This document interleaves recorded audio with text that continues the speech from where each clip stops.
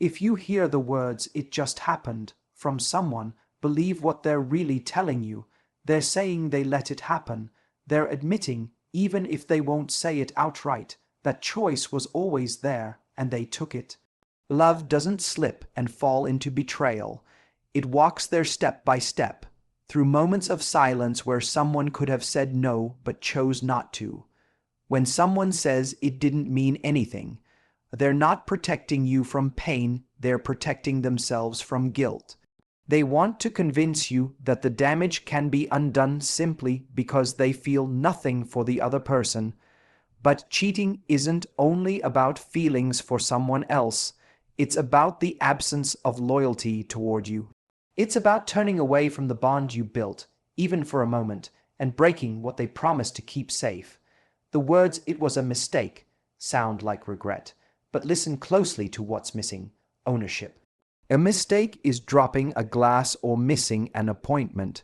Cheating is a choice, repeated in thoughts and actions long before it ever became a confession. If someone truly understood the depth of what they did, they wouldn't hide behind small words, they'd face the truth of the hurt they caused. It's tempting to hear these words and hold on to hope. Hope that it was just a slip, that it doesn't change how they feel about you, that the story can go back to what it was. But deep down, you already know, if someone can betray you and then minimize it, your love means more to you than it does to them in that moment, and loving someone who treats your trust so lightly will only drain you piece by piece. Don't measure love by how quickly someone says sorry. Measure it by what they do next. Do they take responsibility? Do they understand why it broke you? Do they fight to regain your trust with honesty, patience, and humility? Words alone are easy. Real remorse transforms into changed behavior. When you hear "it didn't mean anything," remember it meant everything to you. Your love, your trust, your peace of mind, all of it deserved someone who would protect it, not someone who would trade it for a fleeting moment. It's not your job to make excuses for them. It's not your burden to fix what they chose to break. Real love isn't proven in apologies spoken to end an argument. It's proven in loyalty shown when temptation appears. And when someone tells you through their words or through their silence that they didn't guard your heart the way you guarded theirs, let that truth guide you, not to bitterness, but to freedom. Freedom to choose someone who doesn't speak of betrayal as an accident. Someone whose words match their actions. Someone who wouldn't dream of letting a single moment destroy what you built together. And most importantly, freedom to remember that someone else's choice to cheat isn't a reflection of your worth, but of their own character. If you ever hear "it just happened," understand it didn't just happen, and know that you have every right to walk away, not because you stopped loving them, but because you finally started loving yourself enough to accept nothing less than loyalty, respect, and truth. Cheating is always a choice, not an accident, no matter how softly someone tries to dress it up in excuses. It isn't something that simply happens in a single careless moment. It's the result of countless silent decisions that led to that final betrayal. The truth people rarely say out loud is that every act of cheating begins long before the physical moment itself. It starts in the mind, in the heart, and in all the moments where someone chooses temptation over loyalty, secrecy over honesty, and desire over love. It begins in the seemingly harmless conversations that cross boundaries but don't stop, in the private smiles, in the texts sent late at night that wouldn't feel right if their partner was reading them over their shoulder. It grows in the quiet moments where someone feels that familiar tug of guilt and then ignores it. Each time they decide not to pull back, not to question their own intentions, they're not stumbling blindly into betrayal. They're choosing to keep walking down that road, When someone says it just happened, it sounds almost innocent, as if they were swept away by forces beyond their control. But real life isn't a movie scene where everything moves too fast to think.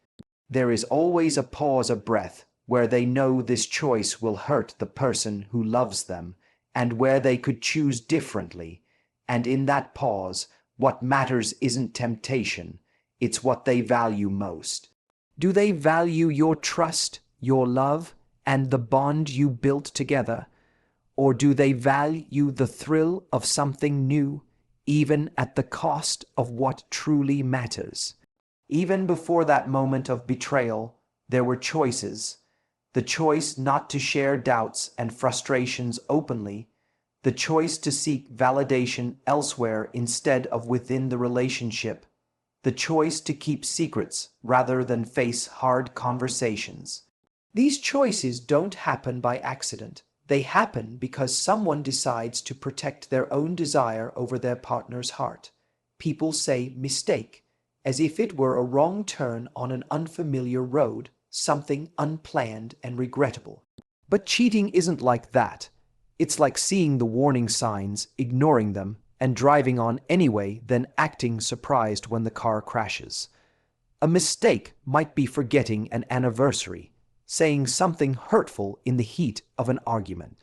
Cheating, by contrast, is stepping over every internal boundary that should have kept them true to the relationship.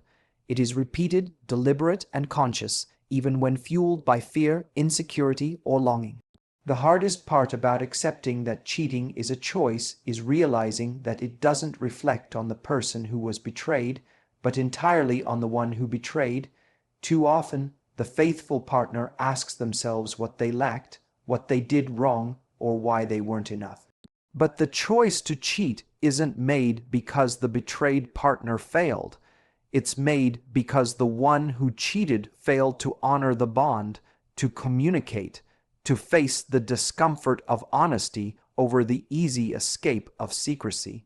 Cheating can be driven by loneliness, by dissatisfaction, by selfishness, or by fear of confronting problems, but none of those reasons erase the fact that it is still a decision.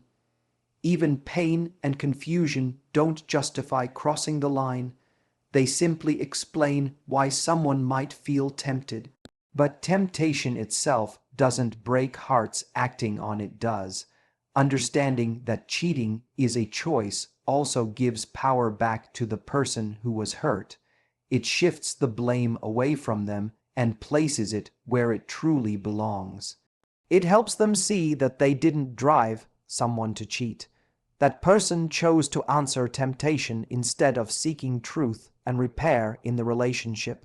It helps them see that love should never have to compete with dishonesty, and that no amount of trying can fix someone else's decision to betray. At its core, cheating exposes what someone valued in that crucial moment. And while desire can cloud judgment, it never fully blinds it. There is always an option to say no, to step back, to think about the consequences, to remember the person waiting at home. Choosing otherwise isn't falling victim to an accident. It's turning away from love and loyalty in favor of something fleeting. That's why it matters to name it for what it truly is. Not a slip, not an accident, but a conscious step away from commitment. Because only when we see cheating as a choice can we hold it accountable, and only then can those who've been hurt see that the betrayal wasn't because they weren't worthy, but because the other person chose not to be. Real remorse is shown through accountability, not excuses, because words alone can't rebuild what was broken. After betrayal, apologies might come quickly, spilling out in desperate attempts to calm the storm. But it's what comes after those words, or what doesn't, that reveals the truth. True remorse isn't about saying the right things to ease guilt or keep someone from leaving. It's about owning what was done, fully and without condition. When someone makes excuses saying they were lonely, drunk, confused, or tempted, what they're really doing is shifting the weight of responsibility away from themselves. It's a way to soften the reality of what happened, to suggest that it wasn't entirely their choice. But betrayal is always a choice, no matter how difficult the circumstances. And when someone truly understands the pain they've caused, the last thing they try to do is explain it away. Real remorse starts with a moment of raw honesty, where they stop trying to protect themselves and instead look directly at what they've done. It's in saying, "I did this, I hurt you, there's no excuse." It's about allowing the weight of those words to settle, without quickly trying to brush them off or cover them in reasons. It's about standing in the discomfort of guilt and shame and still choosing to face it because they know the person they love deserves nothing less. Accountability isn't passive, it's active. It's not just admitting the act, it's acknowledging the impact. It means understanding that betrayal didn't just break trust, it shattered the sense of safety that comes from loving someone who promised to protect your heart. It's recognizing that healing isn't about making the hurt partner get over it quickly. It's about showing up again and again with openness and patience, even when the questions are hard and the answers are painful. Real remorse doesn't sound like, "I said I'm sorry, what more do you want?" Because true accountability understands that forgiveness isn't earned by words, but by actions, consistency, and time. It knows that rebuilding trust is a process measured not in days or weeks, but in changed behavior that lasts long after the apology is spoken. Excuses, on the other hand, often come from fear of losing the relationship, fear of facing guilt, fear of being seen as flawed. But those fears, while human, can never justify betrayal, and true remorse knows this. It doesn't hide behind circumstances or blame the faithful partner for being too distant, too emotional, or too unavailable. Instead, it acknowledges, no matter what we were going through, I made the choice to break our trust. That choice was mine alone. Accountability also means being willing to have the hard conversations, not once, but as many times as it takes. It means listening to the pain they caused without defensiveness, without rushing to end the conversation because it's uncomfortable. It means not asking the hurt partner to reassure them, but instead offering reassurance through honesty and openness. True remorse looks like setting boundaries for themselves so it never happens again. It's not waiting for the betrayed partner to ask for proof of change, but offering it, freely sharing passwords if asked, being transparent about plans, and checking in without being prompted. It's understanding that the price of betrayal isn't endless punishment, but an active, daily commitment to rebuild what was lost. Real remorse isn't about proving to the world that they're not a bad person. It's about recognizing that in that moment they made a deeply hurtful choice. And instead of running from that truth, they choose to hold it, learn from it, and never repeat it. They care less about how they appear and more about what they can do to help heal the pain they've caused. Ultimately, true remorse shows itself over time. Words spoken in guilt fade quickly if they aren't backed by action, but real accountability endures. It keeps showing up in honesty, in patience, in the willingness to rebuild trust brick by brick without shortcuts. And in that effort, the hurt partner can begin to see not someone who made a single mistake, but someone who truly understands the weight of what they did and who values the relationship enough to face that weight without flinching. Because at its heart, real remorse is never about convincing someone to stay. It's about becoming the person who should have been there in the first place, someone whose actions, not excuses, prove their love. Your worth isn't defined by their betrayal, because what someone else chose to do speaks volumes about them, not about you. It's easy to forget this in the middle of heartbreak.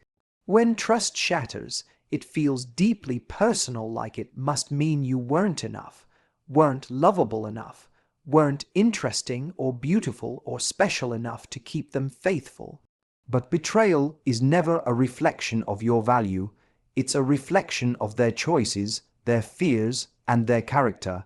When someone betrays you, your first instinct might be to search for flaws in yourself. You replay conversations, question every argument, wonder if you gave too much or not enough, if you cared too deeply or held on too loosely. You think, if only I had been calmer, prettier, smarter, funnier, maybe they wouldn't have done it. But the truth is, someone who wants to honor love will do so regardless of imperfection, because love isn't built on perfection, it's built on commitment. Betrayal feels like a judgment passed on your heart, but it isn't. It's the other person showing you they weren't capable of protecting what you offered so openly. It shows they lacked the courage to be honest when things felt wrong, to communicate when temptation appeared, to choose love over selfishness. And none of that diminishes the beauty of the love you gave. It only exposes the limits of the person who couldn't match it. You might look in the mirror and see rejection staring back, thinking the betrayal confirms every hidden insecurity you've ever carried. But those thoughts come from pain, not truth, because the very fact that you feel so deeply, that you cared enough to be wounded by betrayal, proves something powerful. You have a heart big enough to trust, to hope, to believe in someone else. That openness isn't weakness, it's a strength many never dare to risk. Your worth existed long before they stepped into your life, and it remains long after they chose to step out of it with dishonesty. It is there in your laughter, your kindness, your resilience. It's in the small, quiet moments when you showed up for them without being asked, in the patience you offered, in the love you tried to keep alive even when it felt one-sided. Nothing they did can erase those parts of you. It's easy to measure yourself by the people who walk away, but what truly matters is how you walk away from what isn't worthy of you. There is power in realizing that their betrayal doesn't get to decide your story.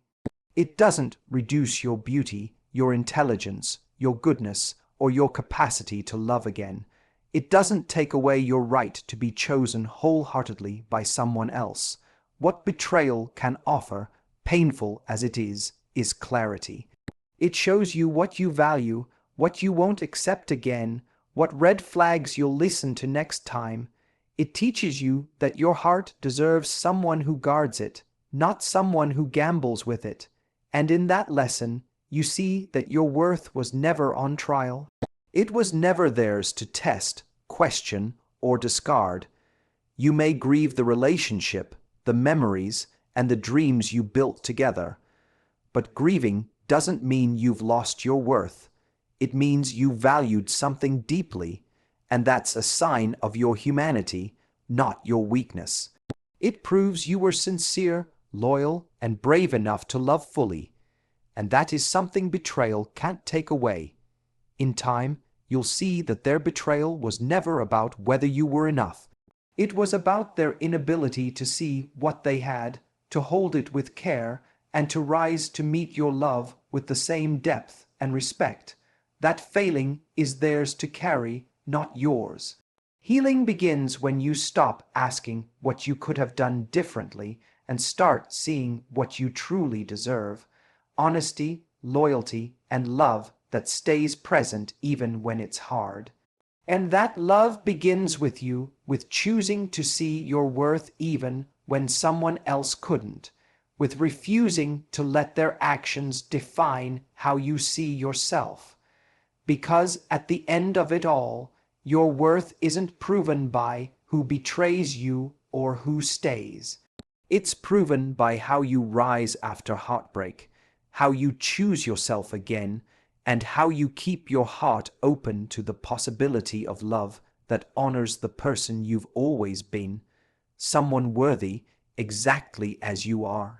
Betrayal never writes your worth. It only reveals the heart of the one who betrayed you. Their choice to break trust isn't a verdict on who you are, but a mirror showing who they chose to be. What truly matters is not the wound they left, but how you choose to heal from it. You learn that your value doesn't shrink because someone failed to honor it.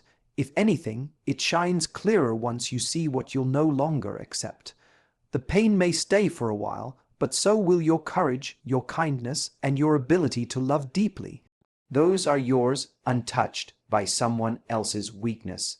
And when you choose to see yourself through your own eyes instead of through the cracks left by betrayal, you remember the truth.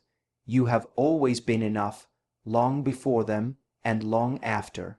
Your worth was never theirs to define, it was yours all along.